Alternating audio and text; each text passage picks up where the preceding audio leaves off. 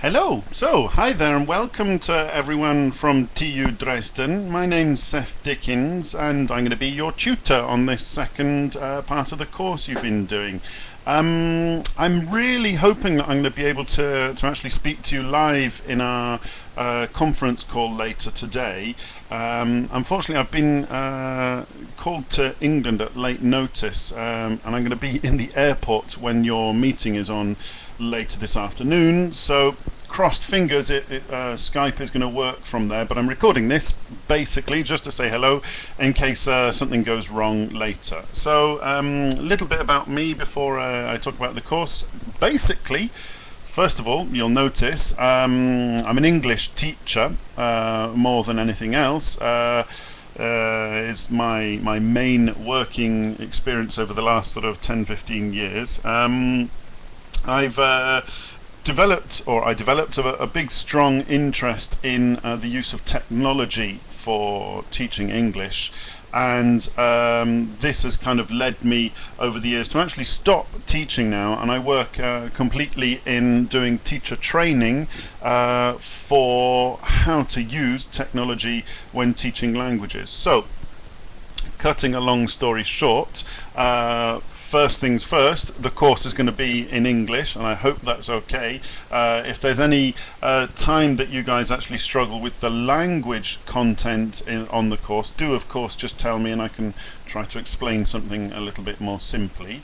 And the second thing, well, obviously I don't have direct experience of how things work for you guys when you're doing your research and stuff, but I'm really very confident actually that the tools that we're going to be using together are going to be really useful to you in your research and to help you get organized when you're doing that. Basically, yeah, I want to keep it nice and practical, so the things that we're going to be doing over the next 6 weeks together are going to be very hands-on. Right from the first week I'm going to be asking you guys to actually to do stuff, so I hope that's okay with you all. I'm going to be reasonably flexible with deadlines. You know, if you need to have an extra couple of days for something, that's no problem. A suggestion is try to either get stuff handed in before, but what I will do is to leave the various weeks open so that if you do get behind, you can catch up with things. So, what was I going to say? Yeah, before I talk more about the course, like I say, I'm hoping to be with you tonight. If anything goes wrong and I'm not able to speak to you live in person, I'd really like actually to organise some sort of web conference next week sometime. Two suggested dates are Monday afternoon or evening, or Thursday afternoon or evening. If either of those are good or not good for you guys, do please let me know, and we'll see how it goes. But all of this shouldn't matter too much if we manage to actually speak together tonight. I would actually like to organise maybe midway through the course a second live chat together, just to sort of see how we're getting on and that sort of thing. But we can discuss that when we get online together.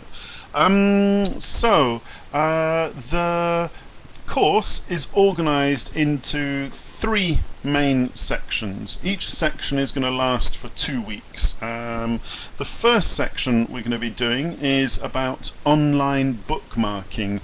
It's mainly going to be using a tool called Delicious, although I hope to actually look at another couple of similar tools, which allows you basically in synthesis, it allows you to keep all of your internet favourites not glued to your home computer, but out there in the cloud on the internet, so that you can access your favourites from any single computer. That's the basic function of it. It does a lot more than that as well. Then there's the second section. And then in the third section, we're going to look at RSS. RSS, as some of you may know already, is a technology that allows you to stay up to date with websites that are regularly updated. So things like blogs, news sites, scientific journals, that sort of thing. But what it does is, instead of you having to go and check the website every single day to see if there's something new, you basically just go to one place and all of the different websites come to you and they tell you when a new subject has been published. Obviously this is again just a very quick synopsis of what we're going to do. We'll go into much more detail when we actually look at these things together. You may have noticed that I skipped section 2.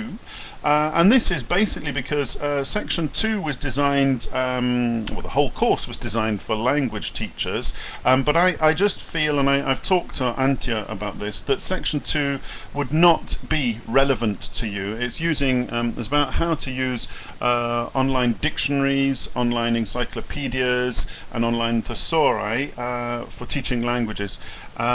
A great part of the course, I wrote it myself, as did all the other parts of the course we're going to be doing together, but I basically just don't think that it's going to be useful to you, so I don't want to include 2 weeks worth of work that won't get you anywhere. So my suggestion is, well, there's two little things that I would like to suggest. One is that we look at wikis. I'm sure you've all heard of Wikipedia, but I'm not talking about making another Wikipedia. I'm talking about a wiki which is basically a very easily edited web page, which is online and saved and shared between multiple people. So very, very useful for you guys, I think, if you're working on a collaboration, instead of having a massive email chain of, okay, so should you know, this person should be researching that topic and the other person has found these results and another person, and the email chain just gets all completely messed up. What wikis will do is allow you to organize everything together in one place, the research page, the results page, etc., etc., allowing you to see at any point the most up-to-date version of any document that everyone is working on together. So that's one possibility. The other possibility is online polls, or which basically, as the name suggests, allows you to do a survey or a poll of 10, 15, 100 people with a list of different styles of questions, which will basically allow you in not a great deal of time to get and gather results from interviews, so sociological interviews, whatever your research is. You can find out you know, opinions from other people and gather and harvest data very, very quickly. Extremely useful tool, which I've also used with students in the past. So, to recap, I'd like you guys to kind of choose and discuss together, basically, what you'd like to do in the second week. Is it either going to be wikis, so the kind of a website for you to collaborate with other colleagues, or polls, which is a type of survey that allows you very quickly and easily to distribute a survey to hundreds, thousands, or just tens of people. Or alternatively, it could be just a kind of a couple of weeks of chaos, which I don't think would go down very well with German learners, where we can just look at a bunch of different tools that I think would be useful to you, things like Dropbox, things like Instapaper, stuff like that. If we did that, we would do that in the last 2 weeks of the course. My suggestion, though, is that we look at something like online polls or wikis. You guys decide. Okay, so I don't know how long. Wow, I've been going for quite a long time now. I'm going to sign off now and say all the best. I hope to actually speak to you this evening myself. If I don't, it's been lovely kind of talking to you, but obviously it'll be lovelier to hear back from you. All the very best, and look forward to speaking to you all soon and working with you over the next 6 weeks. It's going to be good fun. All right, bye bye.